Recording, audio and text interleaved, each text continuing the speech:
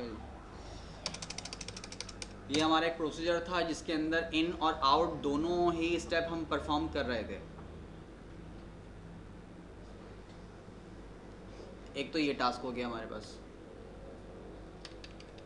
इसके अलावा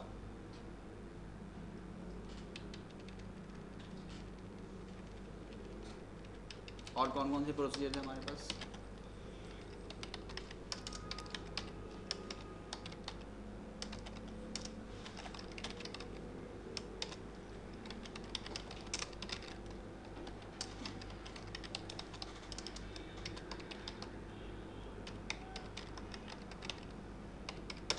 ये ऑब्जेक्ट्स हमने क्रिएट इसमें से किए थे, लेकिन कौन कौन से?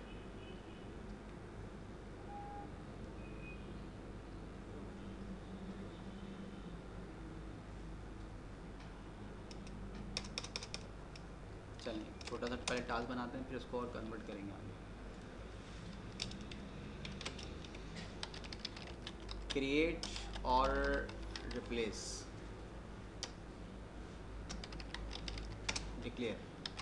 डिक्लेयर के बाद हमने कहा कि एक कर्सर क्रिएट करो आप C1 के नाम से, इस select object underscore name comma object underscore type from user underscore objects where object underscore type is equal to object type. आप जो भी ऑब्जेक्ट टाइप देंगे ये उसको लेकर एक कर्सर बना देगा। ऑब्जेक्ट टाइप क्या हो सकते हैं? मैंने अभी क्यूरी लिखी थी प्रोसीजर्स के लिए कि तमाम के तमाम तर वो ऑब्जेक्ट दिखा दे जिनकी टाइप प्रोसीजर्स है। एज इट इज़ फंक्शन भी, फंक्शन को शो कर दे। तो हमने कहा कि एक कर्सर बनाए, क्योंकि हम आ गए PL पर। एक कर्सर बनाए किसके लिए? ऑब्जेक्ट नेम के लिए, ऑब्जेक्ट टाइप के लिए, फ्रॉम यूज़र अंडरस्कोर ऑब्जेक्ट्स। कौन से ऑब्जेक्ट्स के लिए? आप अगर प्रोसीजर्स देते हैं तो तमाम के तमाम तर प्रोसीजर्स दिखा दे। डेटा डिक्शनरी के अंदर कितने प्रोसीजर स्टोर्स हैं। अगर आप प्रोसीजर लिखते हैं तो all to all information display कर दे प्रोसीजर्स की। अगर आप फंक्शन लिखते हैं तो डिस्प्ले कर दे फंक्शंस की इन्फॉर्मेशन। तो हमने कहा कि यूज़र से आप पहले तो ऑब्जेक्ट टाइप लो, और अगर ऑब्जेक्ट टाइप प्रोसीजर्स है तो तमाम के तमाम तरह ऑब्जेक्ट टाइप प्रोसीजर्स को शो कर दो। अगर फंक्शन है तो फंक्शंस को शो कर दो। सही। इसके बाद आ गए हम बिगिन में आने के बाद हमने कहा for I in C1 loop $d I dot object underscore name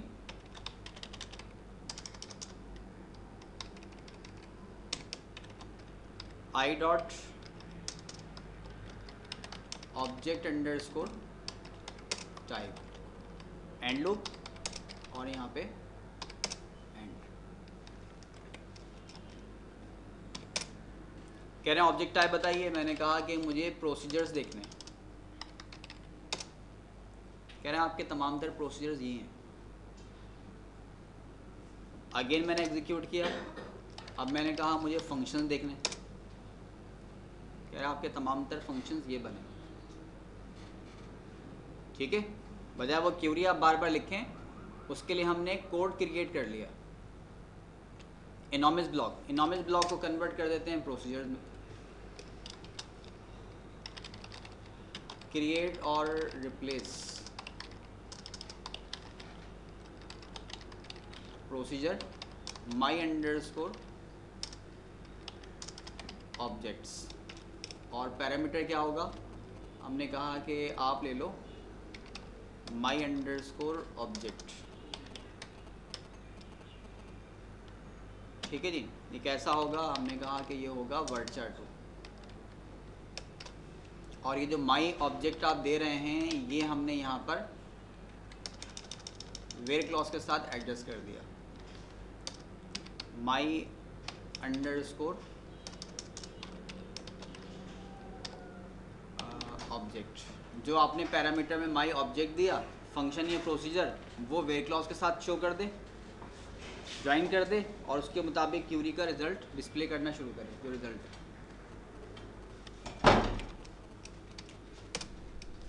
procedure create, execute my underscore objects. कौन से ऑब्जेक्ट्स? प्रोसीजर टाइप के ऑब्जेक्ट्स को शो कर दो। कह रहा है ये आपके प्रोसीजर हैं। एग्जीक्यूट माई अंडरस्कोर ऑब्जेक्ट्स। कौन से ऑब्जेक्ट्स? फंक्शंस को शो कर दो। ठीक है जी। तो ज़रूरी नहीं कि पीएल की कोडिंग आपकी किसी डेटाबेस से किसी पर्टिकुलर फॉर्मेट की अपनी लॉजिक की हो, आप इस फॉर्मेट के अंदर भी ये यूज़ कर सकते हैं। एक ऑब्जेक्ट हमारे पास ये आ गया और एक ऑब्जेक्ट अभी हमने बनाया था टेबल का प्रोसीजर, जिसमें आप वैल्यू दे रहे थे तो वो टेबल नंबर पास कर रहा था। ठीक, अच्छा वहाँ पे मसला क्या था कि वो इन आउट के साथ था, ये भी प्रॉब्लम थी।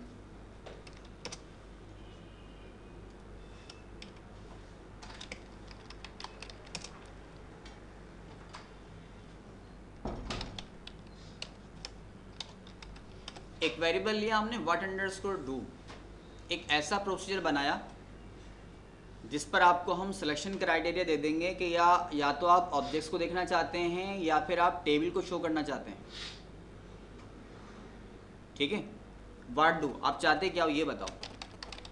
वर्चार2 डेटा टाइप कैसी होगी? Varchar two colon equal to %। Objects show करने हैं आपको या फिर टेबल शो करना है? क्लियर? अच्छा जी, ये वैल्यू आ गई। अब करना क्या है कि हमने ऊपर लिखा लेट्स सपोज ऑब्जेक्ट्स, ऑब्जेक्ट लिखा तो अब ऑब्जेक्ट में आपके पास या तो प्रोसीजर है या फंक्शन है। टेबल में तो किसी का भी टेबल हो सकता है, लेकिन टेबल में सिनेरियो ये है कि टेबल का जो हमने ऑब्जेक्ट बनाया था वो इन आउट मोड से बनाया था। एक ही वेरिएबल इन के लिए भी था, एक ही वेरिएबल आउट के लिए भी था। तो हमने एक वेरिएबल ले लिया चॉइस के लिए, कैसा होगा? वर्चार2 और लेंथ कितनी होगी? हमने कहा इसकी लेंथ होगी 2000 colon equal to single quote %ऑफ योर अंडरस्कोर चॉइस। ये हमने एक वेरिएबल और ले लिया, सही। एग्जीक्यूटिव ब्लॉक में आए और आने के बाद हमने कहा if what underscore do is equal two objects. अगर ऑब्जेक्ट्स है तो देन क्या करें? इसका मतलब ये कि माई ऑब्जेक्ट्स का प्रोसीजर कॉल करना है आपको। तो हमने कहा कॉल करो माई अंडरस्कोर ऑब्जेक्ट्स और उसके साथ ऑब्जेक्ट कौन सा होगा? जो आपने यहाँ पर चॉइस दी है।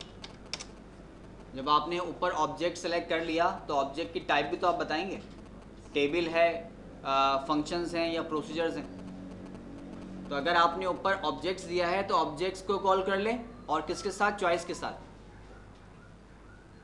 फंक्शन है या प्रोसीजर है?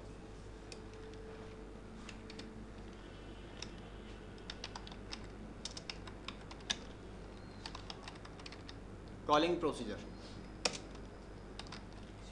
एलसिफ जी।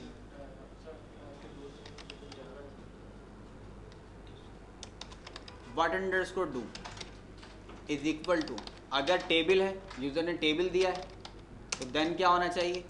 वेरिएबल कॉल करे टैब अंडरस्कोर नंबर और किसके साथ कॉल करे? वेरिएबल चॉइस के साथ। और यही इन भी होगा, यही आउट भी होगा। ठीक है, जब आउट लेकर आ जाए तो यहीं पर इस चॉइस को डिस्प्ले भी कर दे और यहाँ पर एंड। सही, देखें कह रहा है कि इंटर वैल्यू फॉर ऑब्जेक्ट्स या टेबल। तो मैंने कहा पहले टेबल चाहिए। कह रहा है चॉइस बताइए टेबल क्या होगी? मैंने कहा 5 का टेबल होगा। क्या कह रहे हैं कि व्हाट डू टेबल, ब्रैकेट लग गया होगा,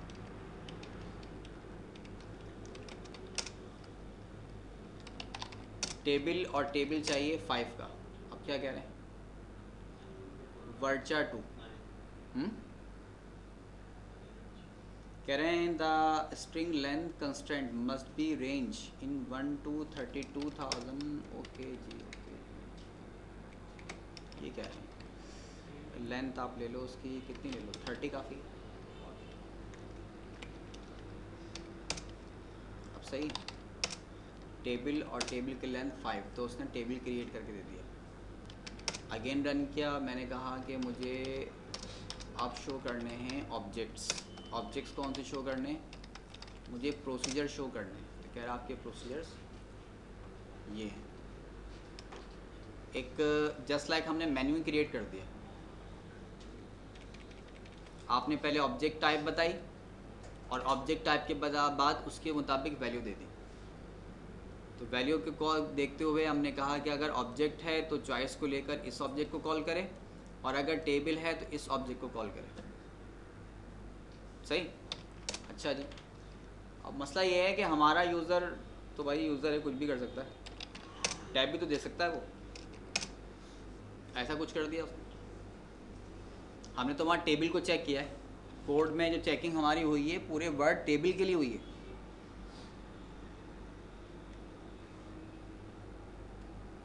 अब यूज़र अगर शॉर्टकट टैब यूज़ करता है तो टैब को तो चेक नहीं किया हमने। अपर लोअर को चले, अपर लोअर का फंक्शन लगा के हम अपर लोअर को भी हैंडल कर लेंगे, लेकिन टैब को तो हमने कंट्रोल ही नहीं किया। टैब को करते हैं तो चले, अगर उसने टी ही लिख दिया, परसेंट टाइप तो यहाँ लगी हुई नहीं।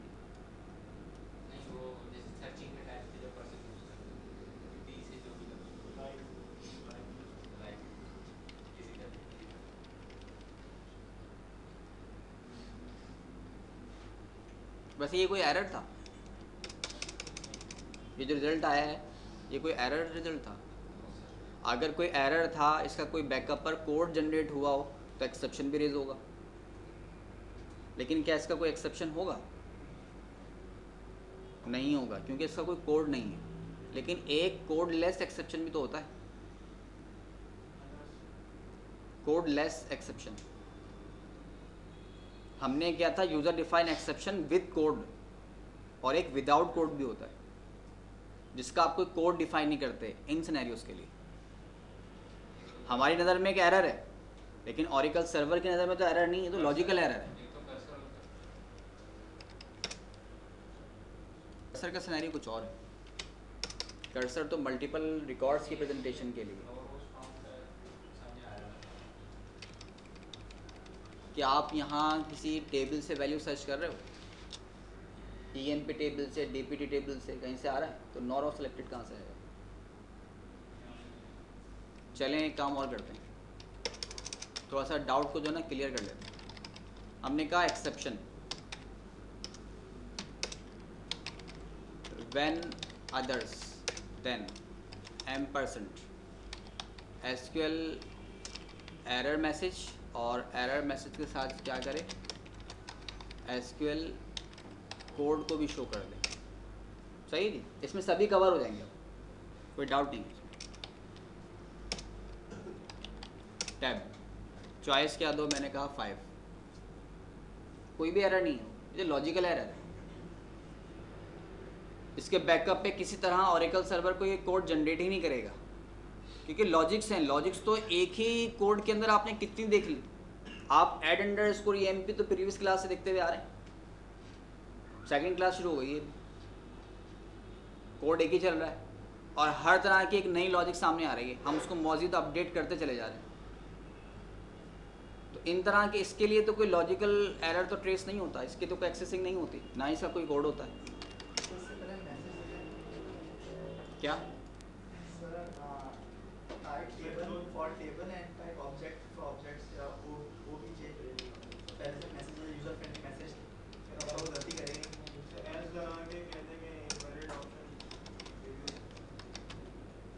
ये हो सकता है इनवैलिड एंट्री, कोई भी मैसेज दे दें जो आपको चाहिए।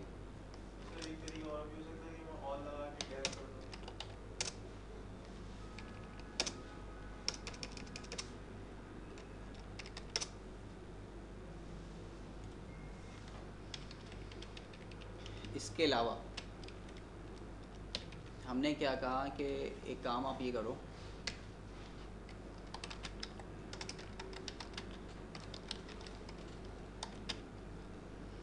User define cordless exception.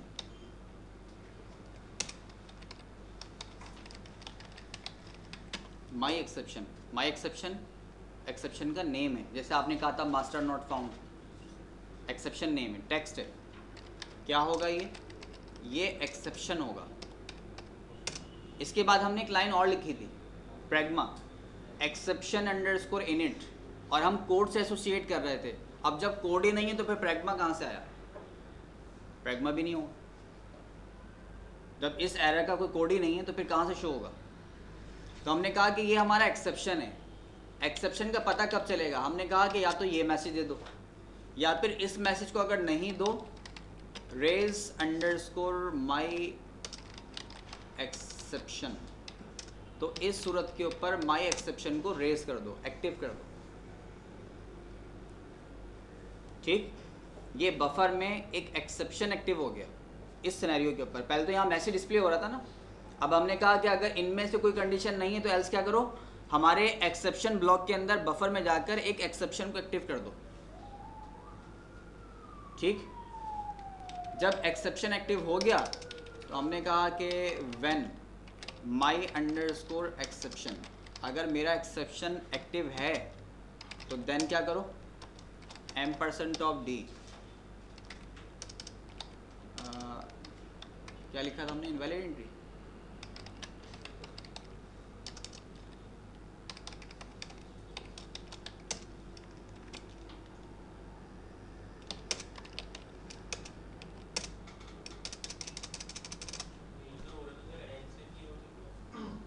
ये हमने code less user define exception किया है, वरना कर्सर को बनाने का कोई फ़ायदा नहीं था। मैंने इसलिए चॉइस छोड़ दी थी, इतनी चॉइस सामने आने लगी थी कि टॉपिक ख़राब हो रहा था। ये भी हो सकता है, ये भी हो सकता है, इसलिए छोड़ दिया था। हर बार ऐसा नहीं हो सकता कि आप इसी तरह से पर्सन को डिस्प्ले करवा लें। ठीक है, और दूसरी बात फिर ये है कि अगर आपने एक्सेप्शन नहीं दिया, एक बात ये भी याद रखिएगा, जब भी एक्सेप्शन रेज होता है तो एक्सेप्शन के बाद की कोडिंग एग्जीक्यूट नहीं होती।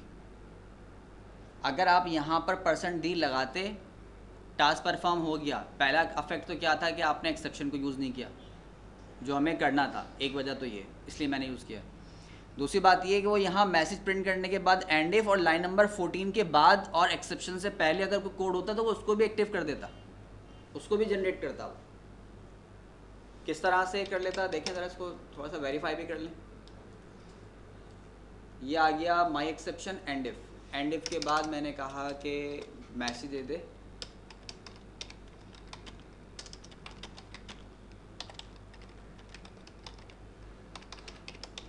फ्री ब्लॉक टैब और नंबर इनवैलिड एंट्री। ये मैसेज डिस्प्ले तो नहीं हुआ, हालांकि एंड इफ तो यहाँ ख़त्म हो चुका था, एक्सेप्शन तो यहाँ से स्टार्ट हो रहा था। इस लाइन पे आने के लिए तो हमने कोई कंडीशन लगाई ही नहीं थी, लेकिन ये डिस्प्ले तो फिर भी नहीं हुआ। क्यों नहीं हुआ? कि जहाँ से भी एक्सेप्शन रेज होता है वो कोडिंग को छोड़कर डायरेक्ट एक्सेप्शन ब्लॉक पे चला जाता है। ठीक, अच्छा एक बात और इसको चेक कर लें। चलें, अभी मैसेज डिस्प्ले नहीं हुआ तो जो मैं कह रहा हूँ वो सही कॉन्सेप्ट ले भी रहे नहीं ले रहे। इसको हमने कहा कि इसको तो आप हटा दो, छोड़ दो इसको। और हटाने के बाद क्या करो कि ये जो मैसेज यहाँ डिस्प्ले किया था ना, इसको यहाँ पर जैसे पहले हमने डिस्प्ले करवाया था वैसे ही डिस्प्ले कर दो। टास्क तो वैसे ही पूरा हो जाएगा हमारा।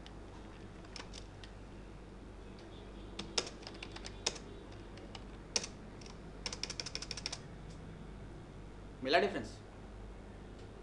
इसका मतलब ये हुआ कि ये जो इनवैलिड एंट्री थी वो तो पहले भी डिस्प्ले हो रही थी, ये मैसेज तो पहले भी आ गया था, लेकिन इसके साथ I am in free block ये मैसेज नहीं आया था। क्यों नहीं आया था?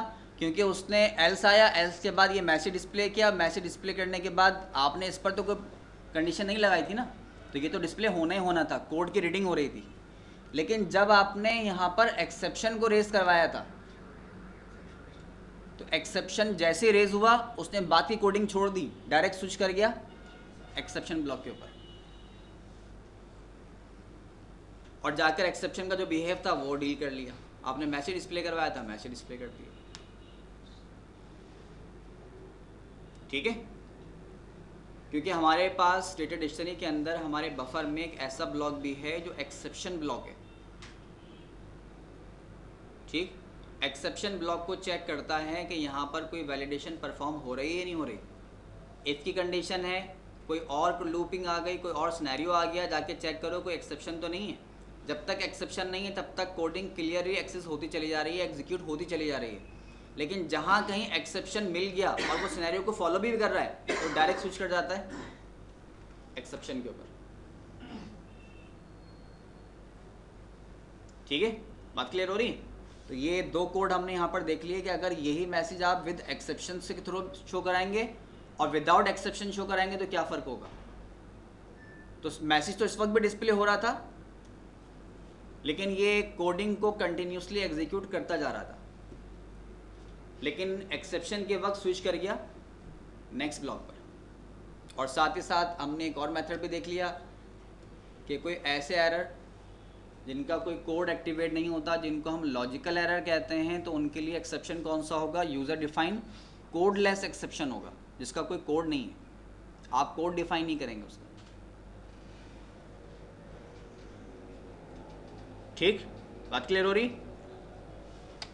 तो आज हमने यूज़र डिफाइन कोडलेस एक्सेप्शन भी कर लिया जी। तो कोड एक्सेप्शन हमारे पास किस तरह के होते हैं, इम्प्लिसिट हमने फर्स्ट टाइम ही किए थे, no data found, too many rows और डुप्लीकेट ऑन इंडेक्स, 2-4 एग्जाम्पल हमने की थी। उसके बाद फिर हम आ गए थे यूज़र डिफाइंड पर, तो हमने मास्टर नॉट फाउंड का एक पेरेंट की नॉट फाउंड का एक्सेप्शन क्रिएट किया था विद कोड, और आज एक और देख लिया कोडलेस।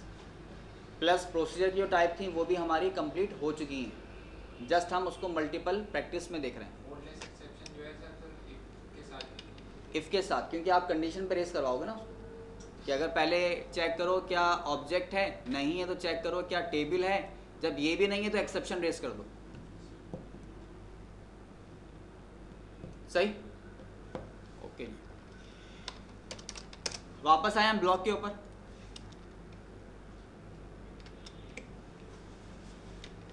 आज के वैसे इंडेक्स में फंक्शन भी था, लेकिन फंक्शन इंशाल्लाह नेक्स्ट क्लास में करेंगे। अभी थोड़ा सा प्रोसीजर को ही स्टे करते हैं इसको, क्योंकि मेरे हाल से अभी आप लोगों ने इसको प्रैक्टिस बिल्कुल भी नहीं की है, तो जाना फजूल है फंक्शन के ऊपर। लेकिन पीएल जो है वो प्रोसीजर और फंक्शन ही है और कुछ भी नहीं, और आप मेन चीज़ को ड्रॉप कर रहे हैं। मैं गारंटेड आपसे कह रहा हूँ, गारंटेड एसक्यूएल फॉर्म्स रिपोर्ट आप पढ़ेंगे छोड़ दें, 6 महीने बाद आप उठा के video school hand out check करेंगे, रन करेंगे, उसके बाद आप प्रैक्टिस में आ जाएंगे। लेकिन अगर आपने पीएल नहीं की ना तो आप फंस जाओगे। और हर स्टेप के लिए पीएल के अंदर एसक्यूएल भी इंक्लूड है। क्यूरी तो आप एसक्यूएल की यूज़ कर रहे हैं, लॉजिक्स तो एसक्यूएल की भी चल रही हैं। फॉर्म पे जाएंगे आप, रिपोर्ट्स पे जाएंगे, बैकअप पर पीएल ही है। तो ये आप बिल्कुल रूट्स में बैठे हुए, इस पर ग्रिप करें, जितनी कर सकते हैं करें। बार बार मेरे कहने का मतलब ये नहीं है कि आपको थोड़ा बोर कर दूँ, लेकिन इसको आप यूज़ करें, यूटिलाइज़ करें इसको, और वो करेंगे जब आप उसकी प्रैक्टिस करेंगे। कोशिश बार मेरी यही है कि कोई जो टॉपिक मेरे जहन में आते जा रहे हैं, जो आइडियाज़ बनते जा रहे हैं, उनको हम कवर करते चले जाएं। और इसके अलावा हैंड आउट अलग है, हैंड आउट की प्रैक्टिस को तो बिल्कुल हटा दिया हमने, उसको तो हाथ ही नहीं लगा रहे, तो वो इसके अलावा है। लेकिन आप अगर सिर्फ अपने स्कूल को बैठ के रीटाइप भी कर लेंगे ना, बगैर देखे आपने कर लिया, तो बहुत है, बहुत है, इतनी प्रैक्टिस है ही आराम से। और फिर आपसे कह रहा हूँ कि आज की क्या है, पीएल की 2 घंटे क्लास आपके 6 आवर्स की प्रैक्टिस के लिए बहुत है, काफ़ी है। ये कोड आप एक बार देख के तो कवर होगा नहीं, 1 टाइम 2 टाइम 3 टाइम चेक किया आपने, 4 टाइम के ऊपर आपने उसकी प्रैक्टिस कॉन्सेप्ट क्लियर कर लिया। याद नहीं करना है, उसकी प्रैक्टिस समझना है कि स्टेप कहाँ से किस लाइन पे हो रहा है, टर्मिनेट कहाँ पे होगा, ये कॉन्सेप्ट आप क्लियर कर लें। अब 1000 लाइन ही क्यों ना हो, आपको पता है कि टर्मिनेट होना है तो आप 1000 लाइन पे भी कर देंगे।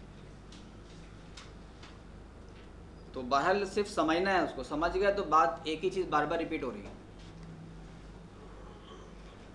इनॉमिस ब्लॉक थे, इनॉमिस ब्लॉक की प्रैक्टिस थोड़ी बहुत तो आपने की होगी। प्रोसीजर में कन्वर्ट करने का मेथड आपने देख लिया कि प्रोसीजर में हम कन्वर्ट किस तरह करेंगे।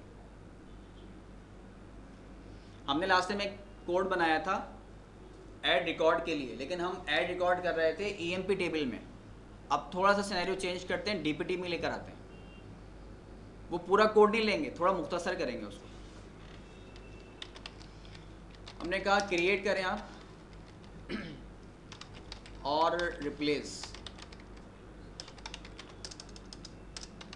Procedure add underscore DPT. Parameter क्या होंगे? एक हमारे पास वेरिएबल है डीपीटी, डेटा टाइप कैसी है नंबर, कॉमा दूसरा हमारे पास है D name, data type varchar2, comma एक हमारे पास है V underscore location, data type कैसी है, इसकी भी varchar2। ये तीन हमारे पास पैरामीटर्स मौजूद हैं, तीन वैल्यूज़ हैं। बिगिन में आए, बिगिन में आने के बाद हमने कहा कि इंसर्ट इनटू डीपीटी, और डीपीटी की वैल्यूज़ क्या होंगी? V underscore department number, V underscore D name, V underscore location. Record को कमिट कर दो, कमिट करने के बाद %d मैसेज दे दो।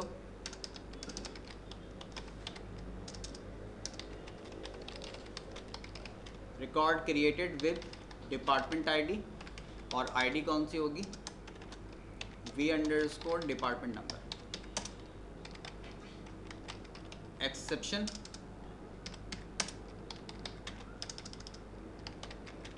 When duplicate value on index, तो देन क्या करे? मैसेज पास कर दे, क्योंकि अभी हमने कोई ऐसा कोड बनाया नहीं जो हमारा डिपार्टमेंट की नंबर जनरेट करेगा। हमने मैसेज दे दे डिपार्टमेंट आईडी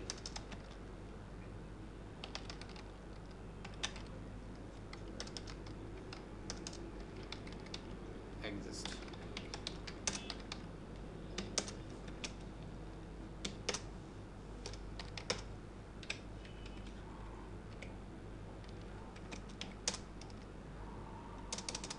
ये हमारा एक प्रोसीजर क्रिएट हो। Execute add underscore DPT, number क्या ले ले वहाँ पर 60 HR, और कराची में उसको क्रिएट कर ले। कह रहा ठीक है, क्रिएट हो गया। करेगा क्रिएट?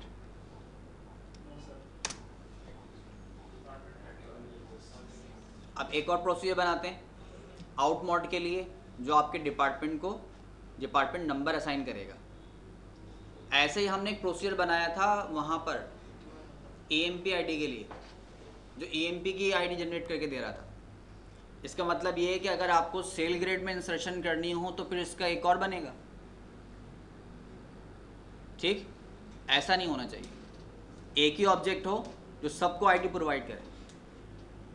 अच्छा, सबको आईडी प्रोवाइड करे, अगर हम उसको एज इट इज कॉल कर देते हैं तो उसका बिहेव ये है कि वहाँ सीक्वेंस नंबर 1 2 3 1 बाय 1 का इंक्रीमेंट हो रहा है और डिपार्टमेंट में 10 का हो रहा है। कॉल करवाने के बाद इंक्रीमेंट करवा देंगे। अब कॉल भी अगर करते हैं तो वहाँ पर है select max of EMPNO +1 from EMP table. तो EMP की सीरीज़ कुछ और चल रही है, वहाँ तो सीरीज स्टार्ट ही 7000 से हो रही है, 4 डिजिट नंबर, और आपके पास यहाँ डिपार्टमेंट के अंदर 2 डिजिट की स्पेस है। कैसे स्पेस से इंसर्ट करोगे? आएगा ना इशू?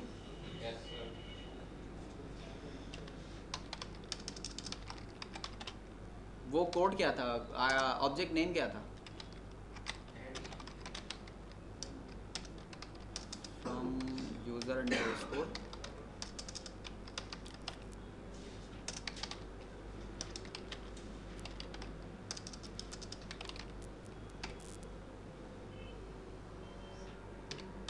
न्यू अंडरस्कोर आईडी,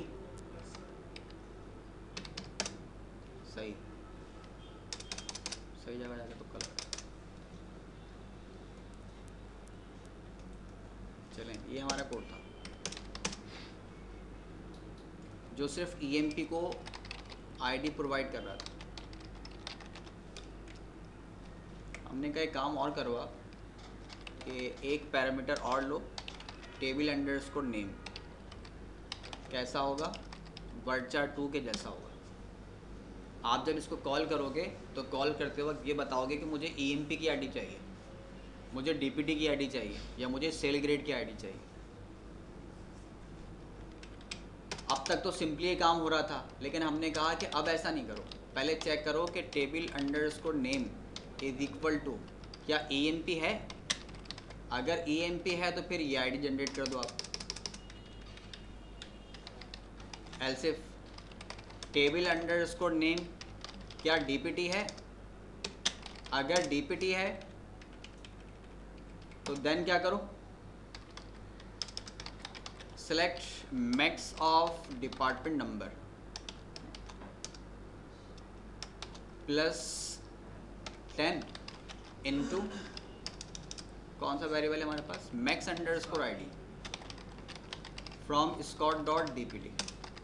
बस दो ही हमें चाहिए थे। सॉरी, एनवीएल लगा, एनवीएल ऑफ मैक्स।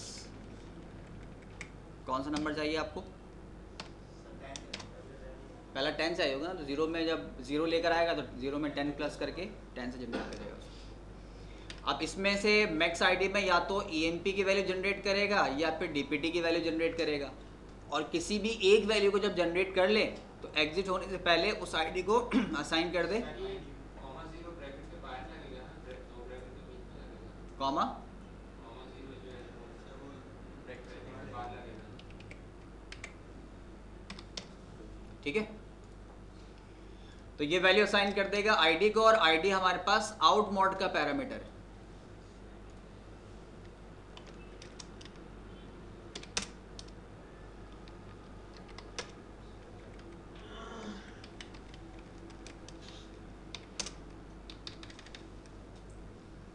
ये आ गए हम अपने वापस किससे, सॉरी सीक्वेंस बनाने पड़ता है। वो फिर हर किसी के लिए अलग अलग सीक्वेंस बनाना। सीक्वेंस तो फिर सबकी सेपरेट ही बनती है। और जितनी बार उसको यूज कर दे वो तो नंबर जनरेट कर देता है।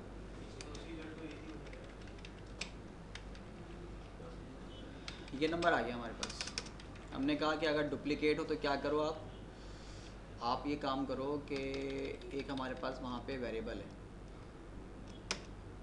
तो यहाँ पर हमने एक ले लिया my underscore ID data type number colon equal to 0। अगर डुप्लीकेट और इंडेक्स आता है तो मैसेज को डिस्प्ले नहीं करना, बल्कि आप कॉल कर लो न्यू अंडरस्कोर आईडी 1, और इसमें टेबल नंबर कौन सा होगा, यकीनन आप डीपीटी पर मौजूद हैं तो पैरामीटर कौन सेंड करेगा, टेबल के डीपीटी। और हमारा जो रिसीविंग वेरिएबल होगा वो कौन सा होगा, माई आईडी।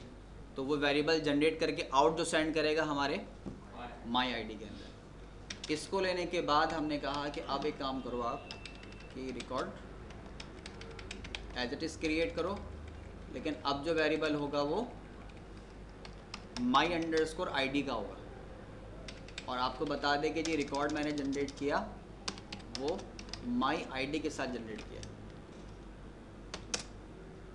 सही। एग्जीक्यूट ऐड अंडरस्कोर डीपीटी, और डीपीटी के साथ मैंने कहा कि डिपार्टमेंट नंबर आप 30 ले लो, रिपीटेड वैल्यू थी। HR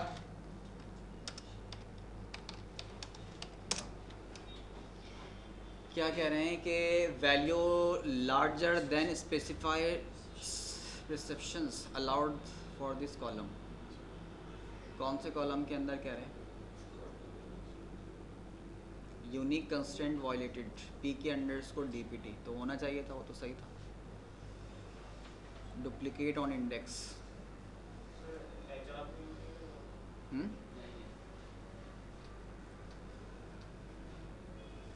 unique constraint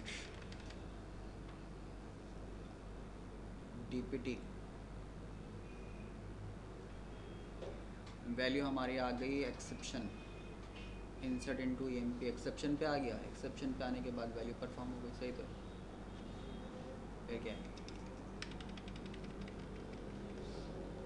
line number 1 कह रहे हैं लाइन नंबर 1 के ऊपर एरर है यूनिक कंस्ट्रेंट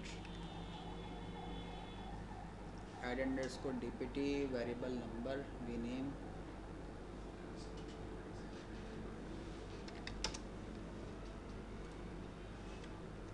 वैसे ये इशू लग तो नहीं रहा मुझे कि ये होगा DPT dot department number person type, लेकिन अगर ऐसा कुछ है तो ये प्रॉब्लम यहाँ पे ख़त्म होनी चाहिए। DPT dot D name person type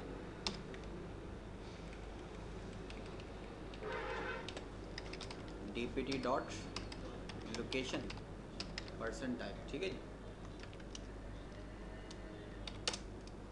procedure created.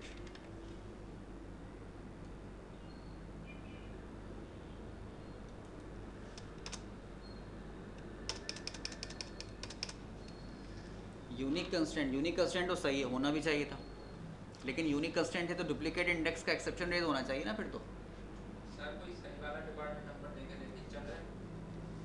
हाँ ये बात भी सही है, ऐसा भी कर लेते सही वाला डिपार्टमेंट। आईडी दे दो।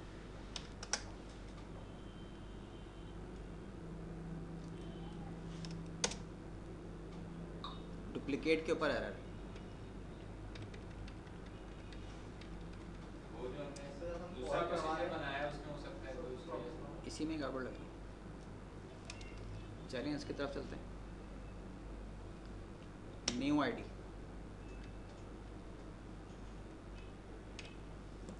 New ID table underscore name varchar 2 ID out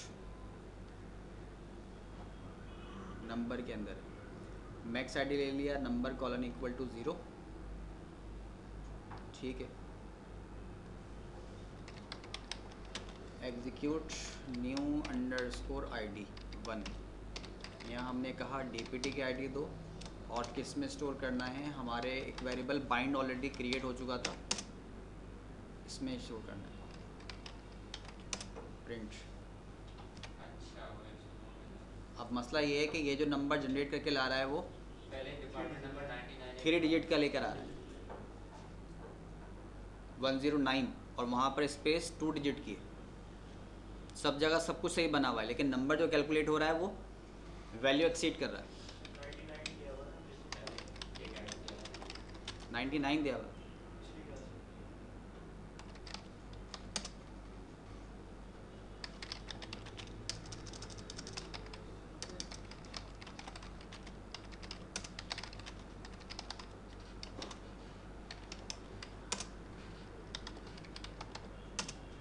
ठीक,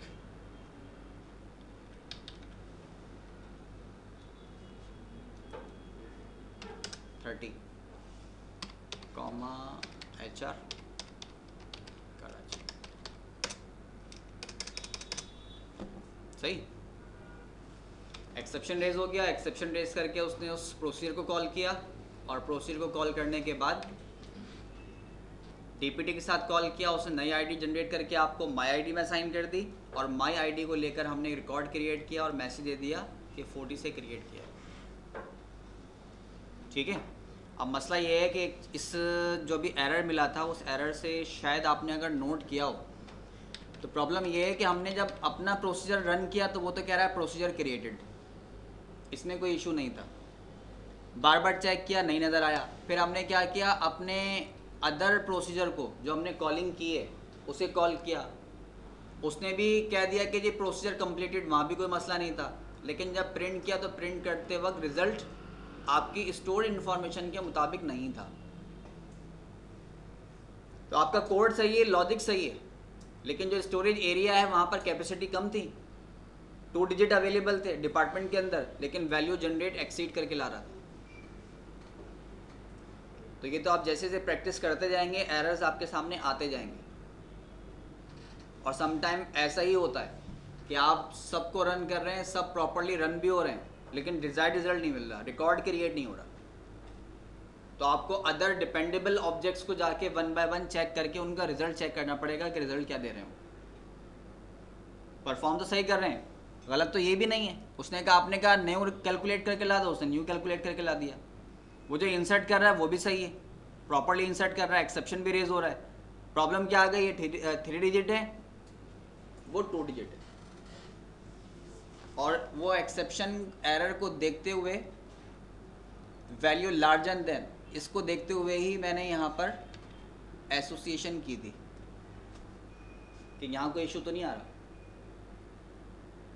तो ये तो आप जब प्रैक्टिस करेंगे तो एरर जनरेट होंगे, देन उसको हैंडलिंग करके ही आपको थोड़े से कॉन्सेप्ट क्लियर होंगे, एरर ट्रेस कैसे होते हैं। ठीक, प्रैक्टिस करिए और खुश रहिए।